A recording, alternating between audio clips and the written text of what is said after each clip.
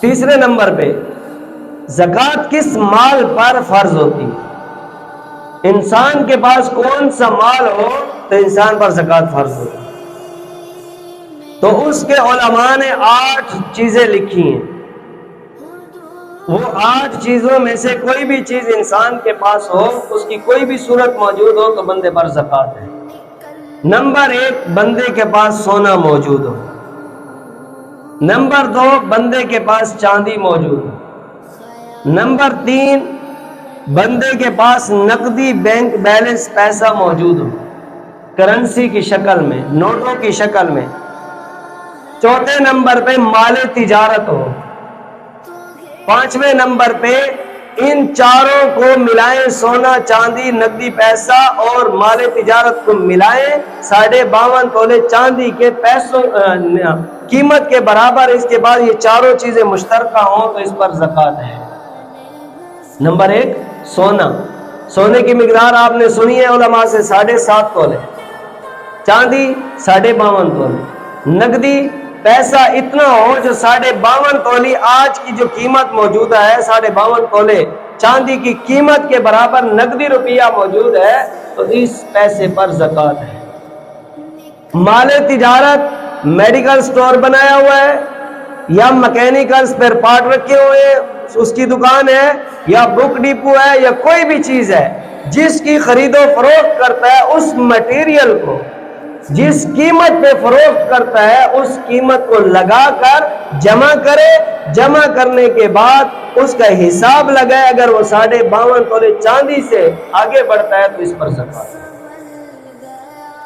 فرمایا سونا بھی 7.5 تولے نہیں ہے، چاندی بھی 52.5 تولے پوری نہیں ہے، نقدی پیسہ بھی اتنا پورا نہیں پڑا کہ 52.5 تولے چاندی کے برابر ہو. مال تجارت، سپیئر پارٹ، مکینیکل تجارت میں، ملازمت میں اتنا مال اس کا کاروبار کا نہیں پڑا ہوا تو فرمایا ان ساروں چیزوں کو ملائیں. اگر یہ 52.5 تولے چاندی کی قیمت کو پہنچ گئے تو ان تمام پر زکوٰۃ ہے.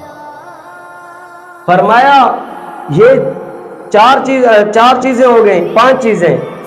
6 نمبر پہ فرمایا کہ مویشی جانور رکھے ہوئے ہیں تو جانوروں کا الگ نصاب ہے. ایک لمبی تفصیل ہے، مختصر بتا دو کہ ایک بندے کے پاس اونٹ ہے تو 5 اونٹوں پہ زکوٰۃ ہے. ایک بندے کے پاس گائے ہیں تو 30 گاؤں پر گائے ہیں تو اس پر زکوٰۃ ہے. ایک بندے نے بکریاں رکھی ہوئی ہیں، بھیڑ بکریاں، تو 40 بکری بھیڑوں کے اوپر کیا ہے؟ زکوٰۃ ہے. اسی طرح ضرورت سے زائد گھریلو سامان اس کے اوپر زکوٰۃ ہے. ضرورت سے زائد گھریلو سامان جو انسان کی زندگی میں استعمال میں کبھی آیا ہی نہیں ہے وہ بھی زکوٰۃ میں شامل کیا. اور آخری نمبر پہ فرمایا کہ انسان کی جو پیداوار ہے، جو فصل ہے، اس پر زکوٰۃ ہے. اس کی 2 صورتیں ہیں.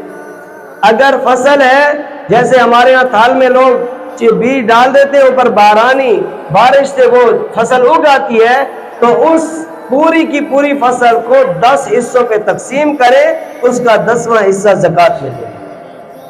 اگر مصنوعی پیداوار آپ پیشی سے ہوئی ہے، یعنی آپ کا پانی اپنا ہے، ٹیوب ویل کے ذریعے ہے، آپ کا خرچہ ہوا ہے اس کے اوپر، تو اس پورے کی پوری فصل کو 20 حصوں پہ تقسیم کرے، 20واں حصہ اللہ کے راستے میں دینا پڑے.